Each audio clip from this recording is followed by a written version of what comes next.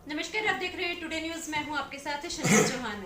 जैसे कि हिमाचल और गुजरात के चुनाव बिल्कुल सर पर आ चुके हैं। चुनावी माहौल गर्म होता चला जा रहा है, जहां एक तरफ कहीं ना कहीं कांग्रेस तो सिमटती नजर आ रही है, लेकिन राहुल गांधी भी अपनी आशा नहीं छोड़ रहे। कांग्रेस में जो कुछ थोड़ी जान बची है उसे बचाने के लिए, उसमें जिंदगी फूकने के लिए राहुल गांधी भारत जोड़ो यात्रा कर रहे हैं। लोगों से लगातार मिल रहे हैं और आस लगा रहे हैं कि मल्लिकार्जुन खड़गे जो नए अध्यक्ष बने हैं कांग्रेस के, वो कहीं ना कहीं कांग्रेस को फिर से पहली पटरी पर ले आएंगे, पुरानी पटरी पर कांग्रेस की जिंदगी लौट आएगी।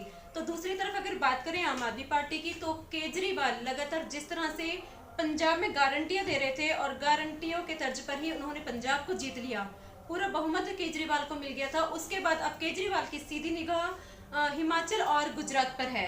जहां तक हिमाचल की बात है तो वहां पर केजरीवाल का जिस तरह के आंकड़े हमारे सामने आए, जिस तरह सूत्रों का दावा है कि कुछ कमी है वहां, लेकिन गुजरात में आम आदमी पार्टी कहीं ना कहीं बीजेपी को टक्कर दे रही है। ऐसे में बीजेपी कांग्रेस और आम आदमी पार्टी के साथ किस तरह से टक्कर ले रही है, और क्या हिमाचल और गुजरात में दोबारा से बीजेपी काबिज होगी, या यहाँ पर केजरीवाल अपनी बाजी मार जाएंगे, या राहुल गांधी का जो एक बना हुआ है कि उन्होंने कांग्रेस को दोबारा जिताना है, कांग्रेस कहीं ना कहीं बाजी मार जाएगी।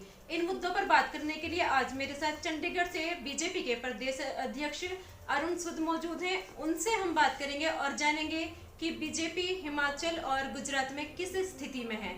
स्वागत है सर टुडे न्यूज में।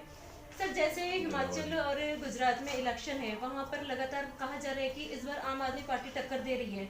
लग रहा है कि बीजेपी को टक्कर दे पाएगी आम आदमी पार्टी? मैं समझता हूँ जी कि केजरीवाल जी हमेशा एक जो है वो एक हवा बनाने की कोशिश करते हैं। वो एक झूठ का पुलिंदा है। हिमाचल में और गुजरात में आम आदमी पार्टी का कोई आधार नहीं, और हिमाचल और गुजरात जो है वो पंजाब नहीं है। पंजाब में बीजेपी क्योंकि 123 में से 17 सीटों पर ही चुनाव 117 में से 23 सीटों पर ही चुनाव लड़ती थी। इस कारण से बीजेपी पूरे पंजाब में एक बहुत बड़ी ताकत नहीं थी। तो कांग्रेस जो जब खत्म हुई वहाँ वैक्यूम क्रिएट हुआ, उस वैक्यूम को आम आदमी पार्टी ने भरा। अकाली दल, कांग्रेस, सबका डिक्लाइन शुरू हुआ। लेकिन अगर गुजरात और हिमाचल देखें तो गुजरात में भी और हिमाचल में भी दोनों जगह भारतीय जनता पार्टी की सरकार है। गुजरात में 37 साल से भारतीय जनता पार्टी की सरकार है, और इस उसमें वहाँ पे भारतीय जनता पार्टी का संगठन बड़ा बूथ लेवल तक, इवन वोटर का जो पन्ना प्रमुख होता है, वोटर लिस्ट का एक पेज होता है, वहाँ तक हमारा संगठन बड़ा हुआ है। और दूसरा इसमें यह है कि दोनों स्टेटों में अगर आप देखें तो कांग्रेस गुजरात में भी और हिमाचल में भी वहाँ कोई बहुत कमजोर स्थिति में नहीं। आप जहाँ जहाँ देखेंगे कि जहाँ जैसे दिल्ली में कांग्रेस निपटी, वैक्यूम क्रिएट हुआ, तो कांग्रेस आम आदमी पार्टी आई। पंजाब में कांग्रेस कमजोर हुई तो आम आदमी पार्टी आई। उत्तराखंड, गोवा, वहाँ पे कांग्रेस एक मजबूत अपोजिशन में थी, इस कारण से आम आदमी पार्टी को वैक्यूम नहीं मिल पाया। आम आदमी पार्टी की टक्कर कभी भी बीजेपी के साथ नहीं रही। आम आदमी पार्टी जहाँ जहाँ कांग्रेस खत्म होती हुई है उन स्थानों पे अपना स्पेस बनाती है। हिमाचल में अभी पिछले दिनों ये बड़े धूमधाम से बड़े लाव लश्कर के साथ केजरीवाल जी जा रहे थे, लेकिन अब उन्होंने हिमाचल का रुख करना बंद कर दिया, हिमाचल छोड़ दिया। गुजरात में एक वो हाइप क्रिएट कर रहे हैं, लोगों को ये बता रहे हैं, वो अपने आप को मोदी जी के सामने मुकाबले में खड़ा करके अपने पॉपुलैरिटी बढ़ाने के चक्कर में। उनको भी पता है गुजरात मोदी जी का अभेद्य किला है, वहाँ पे आम आदमी पार्टी का खाता खुलना भी मैं समझता हूँ कि एक बहुत बड़ी बात होगी। बहुत बहुमत में आना तो बहुत असंभव से भी परे है, लेकिन ये सिर्फ और सिर्फ ये जो हवा फैलाई जा रही है, ये सिर्फ इस कारण से अपनी पॉपुलैरिटी बढ़ाने के लिए कि मोदी को मैं ही टक्कर दे सकता हूँ और आने वाले 2024 में सारी अपोजिशन जो है मुझे प्रधानमंत्री का दावेदार बनाए। ये इस तरीके की एक साजिश के तहत किया जा रहा है, और मैं समझता हूँ कि गुजरात की जनता जो है वो मोदी जी की दीवानी है। जैसे पूरे देश भर में तो है ही है, गुजरात में भी है। और अभी इन्होंने जिस प्रकार से गाली गलौज की, इवन 100 साल की मोदी जी की माता को गाली देना, मैं समझता हूँ कि गुजरात एक धार्मिक स्टेट है, वहाँ के लोग बड़े धार्मिक प्रवृत्ति के हैं, बड़े जो संस्कारी लोग हैं, वो किसी की माँ को गाली देने वाले को कभी भी जो है अपना समर्थन नहीं देंगे। तो आपने कहा कि आम आदमी पार्टी को समर्थन नहीं मिलेगा, लेकिन राहुल गांधी जो कांग्रेस से हैं वो लगातार कोशिश कर रही हैं, भारत जोड़ो यात्रा निकाल रही हैं। लगता है कि कांग्रेस में जो एक पतन की तरफ जा रही है, बड़े बड़े नाम बीजेपी में शामिल हो रहे हैं, तो कहीं ना कहीं राहुल गांधी कामयाब होंगे, दोबारा से सांसें आएंगी कांग्रेस में? नहीं, कांग्रेस का तो अपने आप ही राहुल गांधी जो जोड़ने का प्रयास कर रहे हैं, मुझे समझता है कि राहुल गांधी कांग्रेस को तोड़ने का कारण है। और राहुल गांधी को भारत जोड़ो की जगह कांग्रेस जोड़ो यात्रा निकालनी चाहिए। अभी भारत तो जुड़ा हुआ है, भारत तो अटूट है, भारत तो मोदी जी के नेतृत्व में जो है वो नई बुलंदियों को हासिल कर रहा है, विकास कर रहा है। लेकिन आज कांग्रेस को अपने आप को अपने अंदर झांकना चाहिए, अपने संगठन की तरफ देखना चाहिए। कांग्रेस के अच्छे अच्छे समर्थ लीडर्स जो हैं वो लगातार जो है पार्टी छोड़ के बीजेपी में आ रहे हैं या अन्य दलों में जा रहे हैं, इंडिपेंडेंट अपने आप को खड़ा कर रहे हैं। और उसकी वजह यही है कि परिवारवाद की राजनीति से जो लोग जरा सा भी स्वाभिमानी हैं, जो लोग जरा सा भी आधार रखते हैं, वो चाकरी करने की बजाय पार्टी छोड़ना बेहतर समझते हैं। और राहुल गांधी जी ने तो गुजरात का उनको इतना बड़ा हुआ है कि अपनी भारत जोड़ो यात्रा का रूट ही गुजरात में से नहीं निकाला। तो मोदी का भेद किला है, उसकी तरफ किसी का देखने का भी साहस करना, ये मैं समझता हूँ कि ये बहुत बड़ी बात होती है। मल्लिकार्जुन खड़गे को जो अब अध्यक्ष बनाया गया है, क्या लगता है सियासत है इसके पीछे भी? एक मल्लिकार्जुन खड़गे को बना दें जी, शशि थरूर को बना दें, किसी और को बना दें, वो एक रबड़ स्टैंप है। कांग्रेस में हमेशा से हमेशा हर चीज़ का डिसीजन, हर विषय में जो भी है, जो निर्णय है, वो गांधी फैमिली लेती है। कभी सोनिया गांधी होंगी, कभी राहुल गांधी होंगे, और आगे प्रियंका गांधी होगी, और उनके आगे बच्चे होंगे। ये तो अब थोड़ा जब ये विवाद हुआ कांग्रेस में जो है, बहुत ज़्यादा इस परिवार के प्रति बगावत कांग्रेस के अंदर शुरू हुई और पूरे देश भर ने इस परिवार की राजनीति को निकारा है, तो उन्होंने एक फेस सेविंग के लिए एक रबड़ स्टैंप को आगे किया। खड़गे जी बुजुर्ग नेता है, सीनियर नेता है, अच्छे व्यक्ति हैं, लेकिन मैं समझता हूँ कि फिर भी वो एक कठपुतली के से ज़्यादा और कुछ नहीं है। तो अगर हिमाचल और गुजरात के इलेक्शनों की बात ना करके अब यहाँ पर अगर लोकसभा चुनाव जो 2024 में आने वाले हैं उनकी बात की जाए, तो लगता नहीं है कि जैसे महंगाई बढ़ी है, जैसे अनाज पर, दूध दही पर टैक्स लगा है, तो कहीं ना कहीं जनता बीजेपी को अपनाएगी? क्योंकि जनता महंगाई से परेशान है, जनता कह रही है कि हमें महंगाई से बचाओ, हमें रोजगार दो। क्यों फेल हो रही है बीजेपी रोजगार देने में, क्यों फेल हो रही है महंगाई को रोकने में? अगर जनता बीजेपी की, कहीं पे भी जनता में बीजेपी के प्रति रोष होता, अभी 5 स्टेटों के इलेक्शन हुए, 4 स्टेटों में भारतीय जनता पार्टी की सरकार थी, चारों स्टेटों में वापस आई। जितने भी बाई इलेक्शंस हुए, जितने भी नगर निगम के चुनाव हुए, पंचायतों के चुनाव हुए, उन सब चुनावों में आगे से बढ़कर, पीछे से, पिछली बार से बढ़कर लोगों ने भारतीय जनता पार्टी को समर्थन दिया। और अगर आप महंगाई की बात करें, तो महंगाई अगर आप 2014 से पहले जो आंकड़े ले लें, 250-300 रुपये किलो दाल थी। अभी जो महंगाई है वो टेम्पररी एक मौसम के हिसाब से, कहीं बरसात पड़ गई तो फसल बर्बाद हो गई, कहीं पे ज़्यादा सर्दी पड़ गई, कहीं गर्मी पड़ गई, टेम्पररी। ऑयल के जो प्राइसेस, जनता बीजेपी की, कहीं पे भी जनता में बीजेपी के प्रति रोष होता। अभी 5 स्टेटों के इलेक्शन हुए, 4 स्टेटों में भारतीय जनता पार्टी की सरकार थी, चारों स्टेटों में वापस आई। जितने भी बाई इलेक्शंस हुए, जितने भी नगर निगम के चुनाव हुए, पंचायतों के चुनाव हुए, उन सब चुनावों में आगे से बढ़कर, पीछे से, पिछली बार से बढ़कर लोगों ने भारतीय जनता पार्टी को समर्थन दिया। और अगर आप महंगाई की बात करें, तो महंगाई अगर आप 2014 से पहले जो आंकड़े ले लें, 250-300 रुपये किलो दाल थी। अभी जो महंगाई है वो टेम्पररी एक मौसम के हिसाब से, कहीं बरसात पड़ गई तो फसल बर्बाद हो गई, कहीं पे ज़्यादा सर्दी पड़ गई, कहीं गर्मी पड़ गई, टेम्पररी।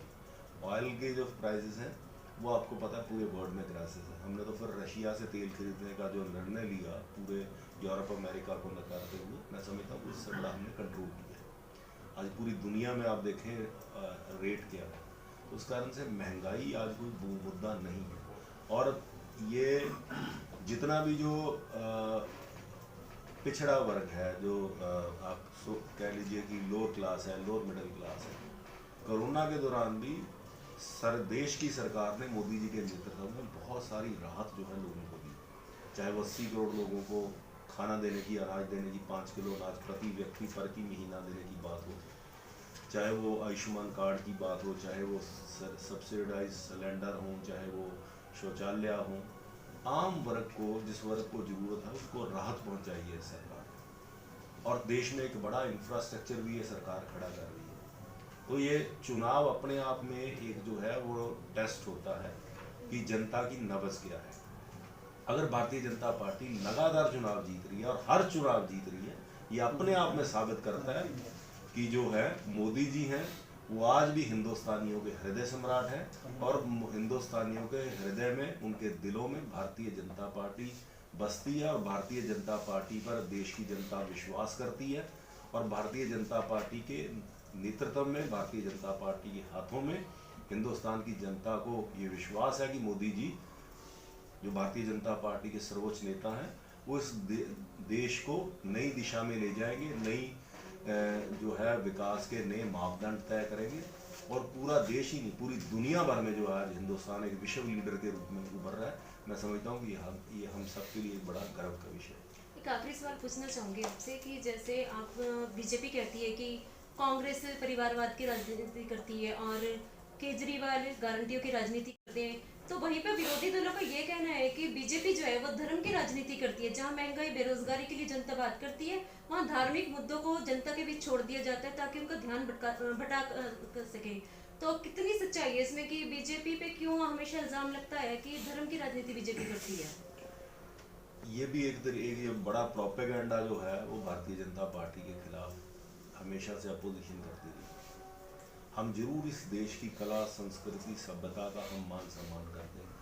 हमें लगता है कि इस देश की जो जड़ें हैं, इस देश की जो संस्कृति है, इस देश में उसको हम नकार नहीं सकते। इस देश की पहचान ही जो है वो एक आप कह लीजिए कि एक स्पिरिचुअल कंट्री के रूप में, एक इस तरीके की संस्कृति के रूप में है। उस पहचान को बनाए रखना, और सदियों से जब हम गुलामी के दौर में गुजरे तो हमारे जो प्रतीक चिन्ह थे, जो हमारे धर्म के, हमारे स्वाभिमान के, हमारे महापुरुषों के, उनको ध्वस्त करके हमारे स्वाभिमान को ख़त्म करने की कोशिश की गई। हम उनको रिस्टोर करने की बात कर रहे हैं। और आज भी अगर हम देखें तो अगर भारतीय जनता पार्टी ये कहते हैं कि हिंदुओं की पार्टी है, हिंदुओं की राजनीति करती है, आज आप चले जाइए नॉर्थ ईस्ट में 100% क्रिश्चियन स्टेटों में क्रिश्चियन सीएम बीजेपी पार्टी के। आज आप पंजाब में देखें तो आप जो ये किसान आंदोलन के बाद लोग बात कर रहे थे कि सिख पार्टी की खिलाफत करते हैं, बड़ी गिनती में बड़े बड़े सिख लीडर, जाट सिख लीडर आज भारतीय जनता पार्टी ज्वाइन कर रहे हैं। आज गुजरात का मुसलमान भारतीय जनता पार्टी को वोट देता है। तो भारतीय जनता पार्टी धर्म की राजनीति, जो सो कार्ड धर्म, इनके पंथ की राजनीति, धर्म तो सर्वव्यापी है। धर्म के 10 गुण है। धर्म कोई पूजा पद्धति नहीं। हमें इसमें गर्व है कि हम धर्म की राजनीति करते हैं। राजनीति धर्म की ही होनी चाहिए। किसी पंथ पूजा पद्धति को, किसी राजनीतिक दल का पक्षपात नहीं करना चाहिए, वो हम नहीं करते। उस कारण से मैं समझता हूँ कि ये जो आज भारतीय जनता पार्टी पूरे हर वर्ग की, सभी जो पंथों की, सभी राज्यों की, गाँव की, वनवासियों की, पिछड़ों की, अति पिछड़ों की, सब वर्गों की अगर आज कोई पार्टी है जो सारे देश भर में, कश्मीर से लेकर कन्याकुमारी तक और गुजरात से लेकर जो आसाम तक है, वो भारतीय जनता पार्टी है। तो सर्वव्यापी, सर्वस्पर्शी एक ही पार्टी है, वो है भारतीय जनता पार्टी। तो आपने अरुण सूद को सुना, जिन्होंने कहा है कि हिमाचल, गुजरात में जहां पर केजरीवाल के जुमलों का कोई फायदा नहीं होने वाला, राहुल गांधी की भारत जोड़ो यात्रा का कोई फायदा नहीं होने वाला, बीजेपी को टक्कर देने के लिए राहुल गांधी को भी काफी मशक्कत करनी पड़ेगी और आम आदमी पार्टी भी बीजेपी की टक्कर में कहीं नहीं है। और लोकसभा चुनावों पर भी अरुण सूद ने पूरी उम्मीद जताई है कि बीजेपी को ही पूरे देश में चुना जाएगा, क्योंकि मोदी की नीतियों से और बीजेपी की नीतियों से जनता प्रभावित है। वहीं पर अगर महंगाई और रोजगार के मुद्दों की बात की जाए तो कहीं ना कहीं केजरीवाल और राहुल गांधी बात तो जरूर करते नजर आते हैं, लेकिन ये अब जनता के ऊपर है कि जनता हिमाचल, गुजरात का कैसा रिजल्ट सामने लाती है। क्योंकि काफी हद तक अगर हिमाचल और गुजरात में बीजेपी फिर से आ जाती है तो आने वाले 2024 में बीजेपी की स्थिति बिल्कुल साफ नजर आएगी कि केजरीवाल और कांग्रेस काफी पीछे घिसकते हुए नजर आएंगे। अब जनता क्या अपना निर्णय देती है, किस तरह से वोटिंग करती है और बीजेपी हिमाचल और गुजरात में रिपीट होती है या नहीं होती, ये जानने के लिए बने रहिए टुडे न्यूज के साथ। मैं शनाया चौहान, कैमरामैन गुरकमल के साथ लेती हूँ आपसे इजाजत।